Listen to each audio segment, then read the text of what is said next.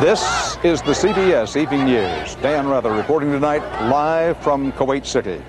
Good evening. The capital of Kuwait, the candle of freedom now relighted in this country, scorched and torched by fleeing Iraqis. There's been the sound of distant artillery, but there are also indications that the war may be drawing to a close.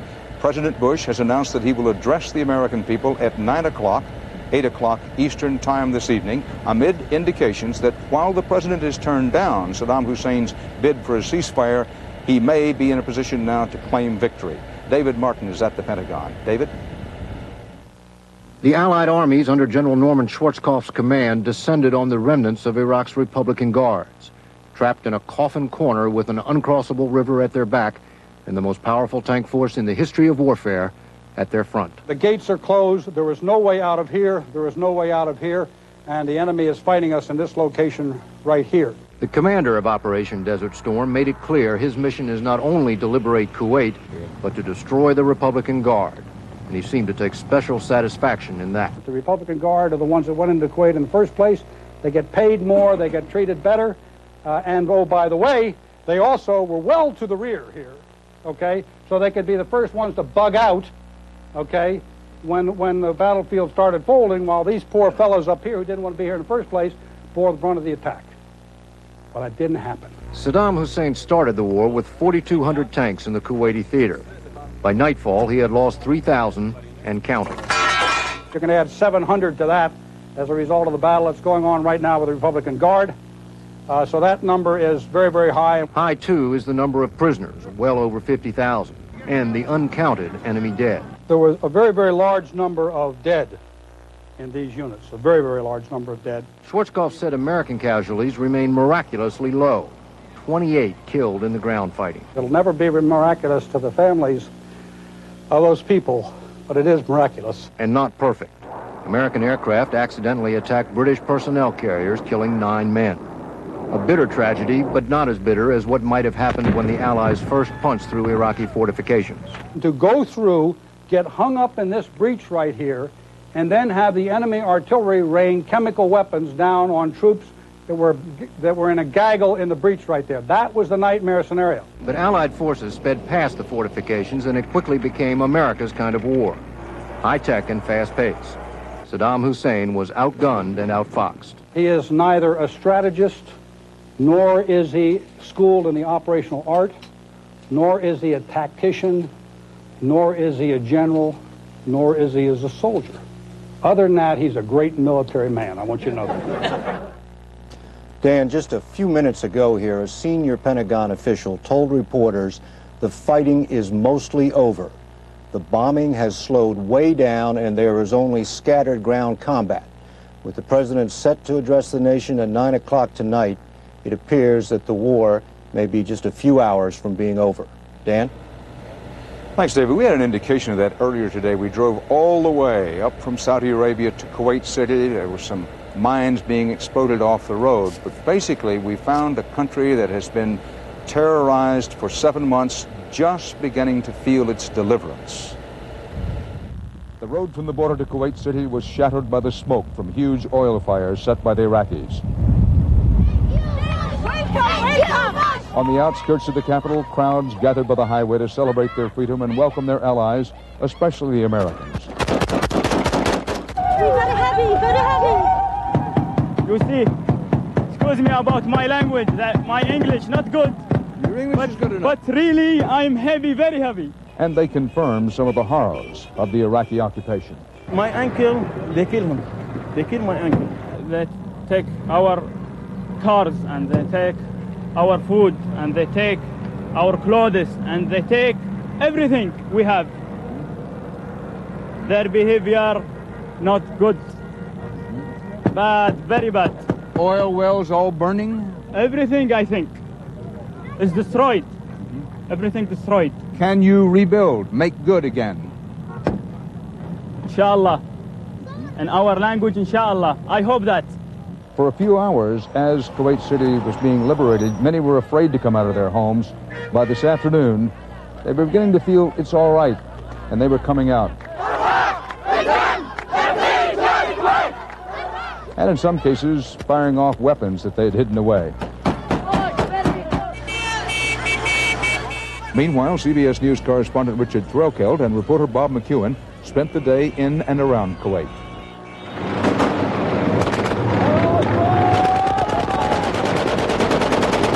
The Allies' liberation of Kuwait City began just after dawn, when a convoy of U.S. Marines moved in to secure the American embassy, reinforcing a unit that had arrived before dark.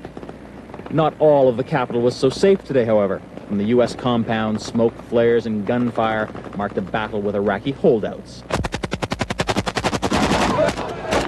But by midday, there were fewer shots fired in anger than those of joy.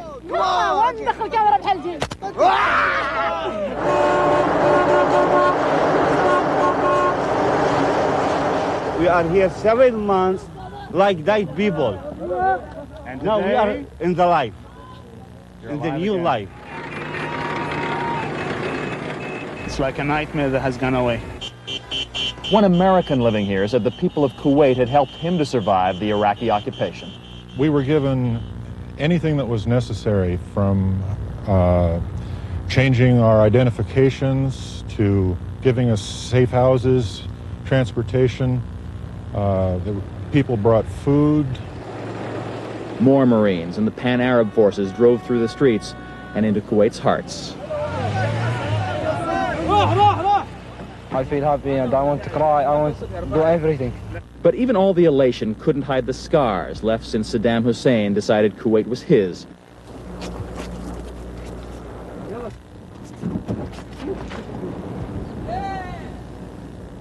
They brought them over here in this place and they just shot them and killed them and left them for 5 days. 5 people left here for 5 days? Yes, exactly. Just like a garbage. At a local police station, a captured Iraqi captain admitted his army's atrocities. All of what has happened is because of that wicked and cunning Saddam. His men hoped they'd find more compassion here than they'd showed Kuwait. What Iraqis have done is just despicable, and I don't think they will ever forget this. Like they will never forget that the British and the Americans came and they liberated us. In all, hundreds of Iraqi prisoners were taken in Kuwait City today, most of them left behind by Monday's midnight retreat. All afternoon, people thronged through the streets. Outside the capital, there may still be war, but after 7 months, Kuwait City's darkest hour has finally come to an end. Bob McEwen, CBS News, Kuwait City. The 120 miles of road to Kuwait City is a picture history of this war in the Gulf. A battered moonscape of battle debris, all of it Iraqi.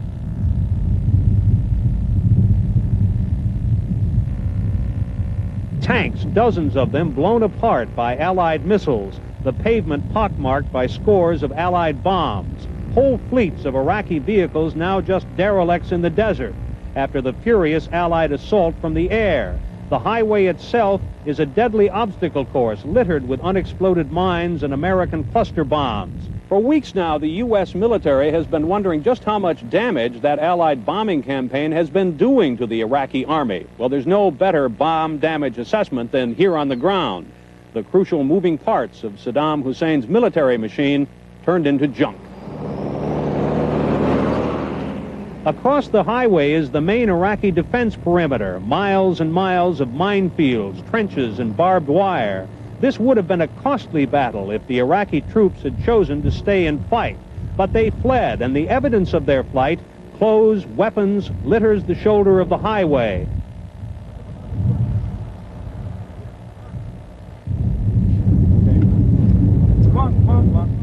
Those who could not flee surrendered, and they are still surrendering. This squad of Iraqis crossed the road and gave themselves up to our CBS News team while we were stopped. We gave them a brisk, unprofessional frisking and some army rations and water. They told us it was the first food and water they'd had in 3 days. At the edge of Kuwait City, U.S. Marines have pitched camp and raised the American flag near the airport. They'd been through some rough moments getting here, their first time in combat, and they talked about it.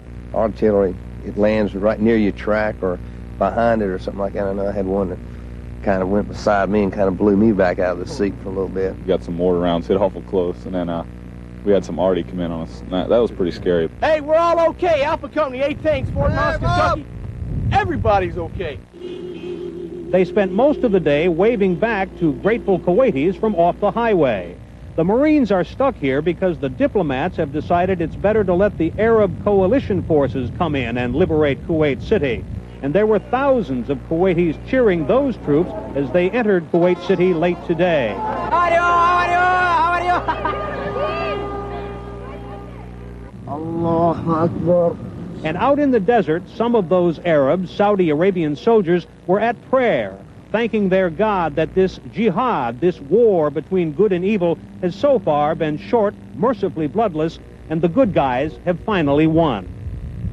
Richard Threlkeld, CBS News, on the road to Kuwait City. Let me show you something now that's just a few yards beyond our camera, out there in the dark, along the beach. Proof positive that this is still a war zone. These are SAM missile ground-to-air rockets. What they'd intended to do is set up the SAM missile sites on top of this abandoned restaurant, right by the sea, looking out, looking for that amphibious attack which had been feinted, as it turned out here. Now, this had been something called Shrimpy's Restaurant by the Sea. The water's right out there with a long, blonde beach. Shrimpy's Restaurant by the Sea became, in effect, a bunker for Iraqi troops with their SAM missiles. And see where they were living all back in here. They left here in a hurry. They had box after box of all kinds of weapons in here. The intention was to make what's out front of this command bunker a killing ground for Marines. Clip after clip. Fast feeding. Careful where we put that down.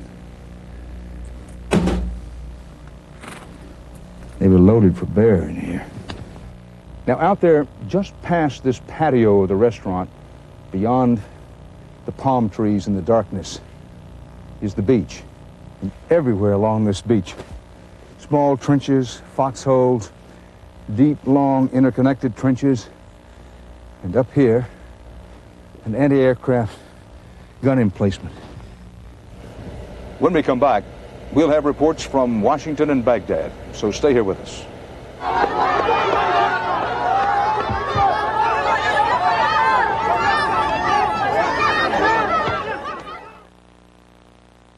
When I say home by 11, I mean 11. But Daddy... Another Malox moment. Medical fact. There's no faster therapy known for your stomach acid than Malox. I just worry. Malox. No faster therapy known. How fast does Dristan nasal spray start working to clear up congestion? Hey, I didn't expect it to start to work this fast. Dristan nasal spray starts to work in seconds. In most commercials for Choice Hotels International, someone famous pops out of a suitcase. But the star of this commercial is the Choice Yellow Ribbon Fund, created for the American Red Cross. To support our troops and their families, we're donating $5 for every reservation made and used through our special 800 number at a Quality, Comfort, Clarion, Sleep, Roadway, Friendship, or Econo Lodge hotel. The Choice Yellow Ribbon Fund. Call 1-800-4-CHOICE. You'll be doing your part for those who are doing theirs. It's not easy to pull yourself away from a bowl of Kellogg's Raisin Bran. Those 2 scoops of raisins taste so good you'll find that once you start you can't leave them behind. It's those 2 scoops that taste too good to pull yourself away. 2 scoops of raisins, golden flakes of bran. Get every bite you can. It's those 2 scoops that taste too good to pull yourself away. 2 scoops that taste too good in Kellogg's Raisin Bran. 2 scoops. The Allies are not only chasing the Iraqis out of Kuwait and in some cases cutting off their escape routes, but President Bush today also shot down Saddam's latest offer of a ceasefire. Wyatt Andrews has our report from the White House.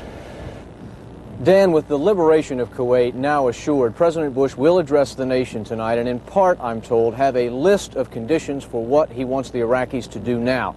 Earlier today, Iraq tried again and the White House rebuffed again an attempt to negotiate a ceasefire, but it was on terms that fell far less than what the UN demands. To listen to Iraq's UN ambassador this morning, Saddam was indeed offering surrender. I informed the President of the Council of Iraq's decision to accept and implement all the resolutions of the Security Council. But not exactly all of the resolutions. A formal cable from the Iraqi government to the UN rejected the 3 resolutions which imposed economic sanctions, the naval blockade, and the air embargo against Iraq. The U.S. and all the other permanent members of the UN Security Council dismissed the Iraqi offer as insufficient. And that is clearly not adequate because it does not accept fully all the UN resolutions on the subject. It picks and chooses again. When and if Iraq does find the formula for a ceasefire, the Allies said they will continue sanctions as long as Saddam remains in power. We will want to make certain, at least with respect to arms, that there's some sort of constraints upon rearmament. Meanwhile, President Bush, who took tremendous risks to force this showdown, today allowed himself a moment of pride as commander-in-chief. I have never been more proud in my life of any body than I am of the men and women of the United States Armed Forces. Ceasefire-related diplomacy is still in play tonight at the United Nations. The Iraqi ambassador says he has received but has not yet accepted a final Security Council demand that Iraq accept all 12 UN resolutions. Wyatt Andrews, CBS News, the White House. This was Baghdad tonight during the heaviest bombing in a week. The bombs falling just 2 hours after Iraq made additional concessions with conditions to the Allied demands, all in search of a ceasefire.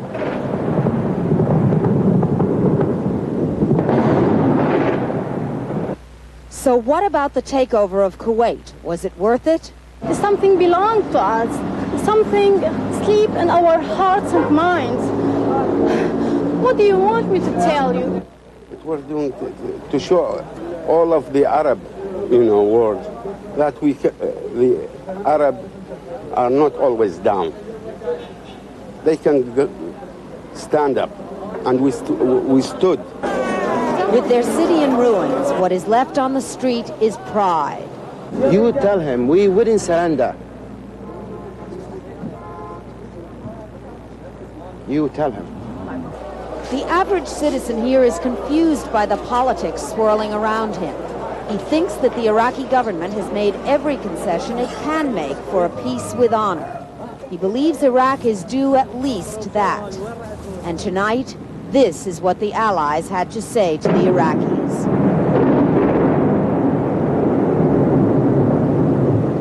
Betsy Aaron, CBS News, Baghdad. In a moment, I'll be back with the U.S. Marine commander, whose division led the assault that freed Kuwait City.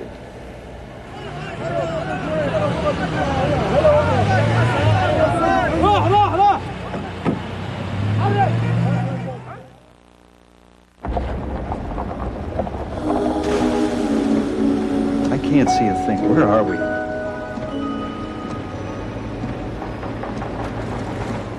Oh, no.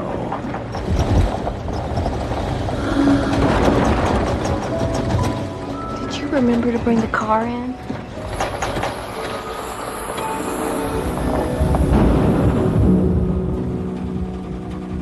Napa, because there are no unimportant parts. I put off going to the doctor. But this burning stomach kept waking me up at night. Finally, I just went. I can imagine how relieved I was when my doctor said Mylanta. He said I had heartburn. And heartburn like mine needed a strong medicine. Mylanta is strong medicine, strongly recommended. In fact, Mylanta is the antacid doctors recommend most. My doctor said Mylanta. Ziploc presents Fingerman. Hi, I'm here to demonstrate an amazing achievement. Introducing the new Gripper Zipper from Ziploc. Now the easiest closing bag there is. In fact, I can even close it with my hands tied behind my back. Yes, the zipper is grabbing hold. It's locking. Feel it close the first time, every time. Ziploc bags with the new Gripper Zipper. The easiest closing bag there is. Very good, Fingerman. You gonna tie me now? Hey, where you go? I'm Steve Crowley. There's a brand new kind of home mortgage halfway between the fixed and adjustable kind. Coming up, I'll have the latest word on stable mortgages. We're here on the beaches of a now liberated Kuwait City with Marine Major General Mike Myatt of Huntsville, Texas. General, congratulations. Tell us what your young Marines did and how they did it. They performed superbly, Dan. Our first day when we kicked off the operation, they executed our plan perfectly, one of the few times where your plan doesn't change. We got through both obstacle belts. We had the special equipment that had been sent in by the Commandant. We trained with it and it went real well. Explosive breaches. The only thing we were concerned about was the artillery catching us between the two obstacle belts. And our Marine Air shut that artillery down when they started firing on us. And then we moved about 40 kilometers that first day.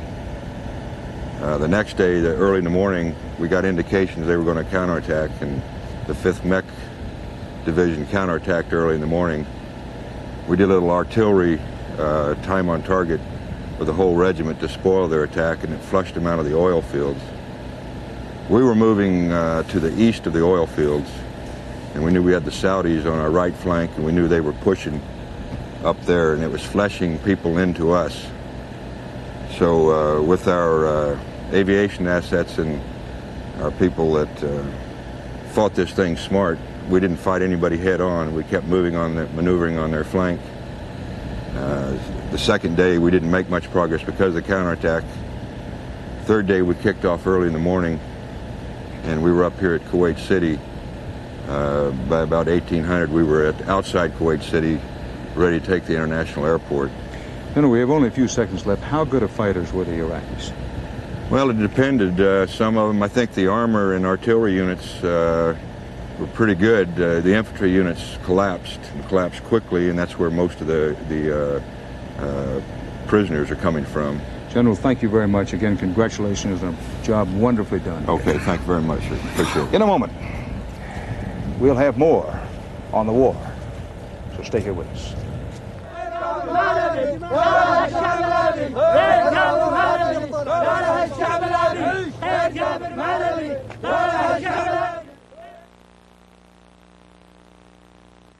Red Lobster introduces our Shrimp Sensations dinner, just $7.99, with tangy shrimp Veracruz and new Parmesan fried shrimp, together with popcorn shrimp, specially priced just $7.99 for a limited time, now at Red Lobster. It's Red Lobster's new lunch special. Shrimp and chicken, just $3.99. Golden fried shrimp and grilled chicken breast with salad and baked potato, just $3.99 for a limited time at Red Lobster for lunch. Doctors know there's a flaw in eggs. They're high in cholesterol, and diets high in cholesterol and fat can contribute to heart disease. Fleischmann's Egg Beaters are 99% real egg with 0 cholesterol and 0 fat. Egg Beaters, eggs without the flaw. Ask me what counts most after 40 years in the car business, and I don't have to think twice. 1, the minivans. We invented them. 2, driver's airbags in every car we build in this country. What do we do for an encore? Put them together. Minivans with a driver's side airbag. Nobody else is doing it. You still have to use your seatbelt with a minivan airbag, but it will save lives. A lot of lives. If your doctor has recommended Metamucil and you like the results, but you don't like those glasses of thick liquid, change to FiberCon. Get the same fiber action in easy-to-swallow tablets. Get doctor-recommended FiberCon. Why would this Oscar-winning actor commit one of Hollywood's most mysterious murder-suicides? The exclusive inside story on Entertainment Tonight. Tonight at 10:30. Who lives and who dies in war follows no logic. Of the 28 U.S. Army reservists killed in Monday's Scud attack, 10 belonged to one unit based in Greensburg, Pennsylvania, and 2 were women. Frank Courier reports on a town in flag-draped mourning. March! Within the proud ranks of this little Army Reserve unit near Pittsburgh, casualties mount. And today the military confirms 23-year-old Beverly Clark and 22-year-old Christine Mays, both Army specialists, are the first women killed in the Persian Gulf War. She died believing in what she believed in, and she was proud to be there and be part of it. Here in the hills of western Pennsylvania, it's the sad news everyone dreaded. After a tearful send-off, reservists from the 14th Quartermaster Detachment went to war, and after only a week in Saudi Arabia, a Scud missile destroyed their barracks, killing 28, injuring 100 more. I would say a commander's worst fear has just been realized. The news of heavy casualties from the Scud attack is a shock to many here in Greensburg who assumed their hometown heroes, mostly weekend warriors, held safe jobs deep behind the front lines. Today, with the headquarters in mourning, families sought help wherever they could find it. Parents of everyday school teachers, students, and truck drivers turned reservists who won't be coming home. It hurts so bad to believe that he promised me he'd be back.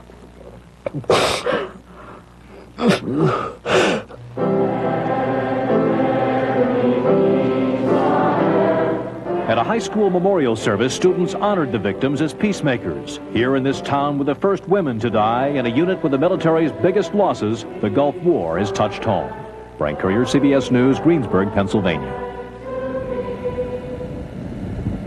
CBS News can now report that President Bush, in his address to the nation tonight at 9 o'clock, 8 o'clock Central Time, is going to declare an end to the military campaign. Not a ceasefire. American forces will continue to shoot back if they are fired upon, but the president is now prepared to declare an end to the military campaign. In a word, they're mopping it up. Don't forget there'll be America Tonight after your late night local news, and we'll be on the air with the president's address. Dan Rather for the CBS Evening News, live from Kuwait City. See you again shortly.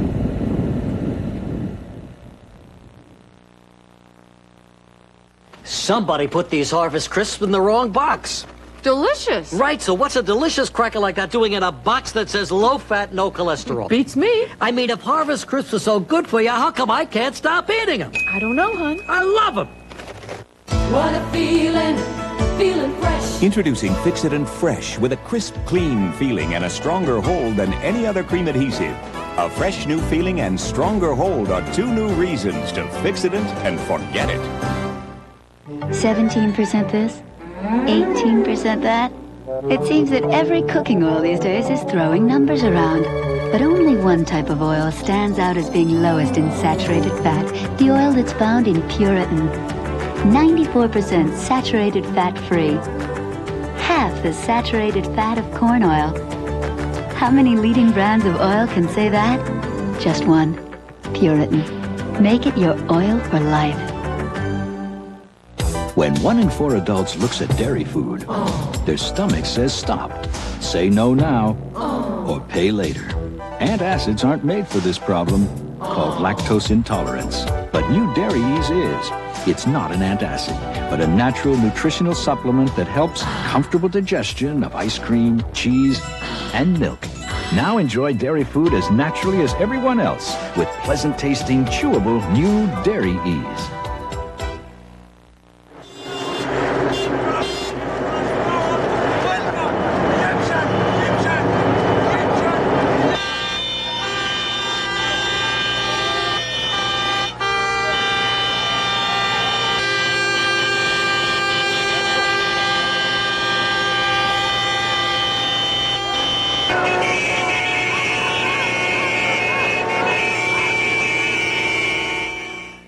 This is CBS.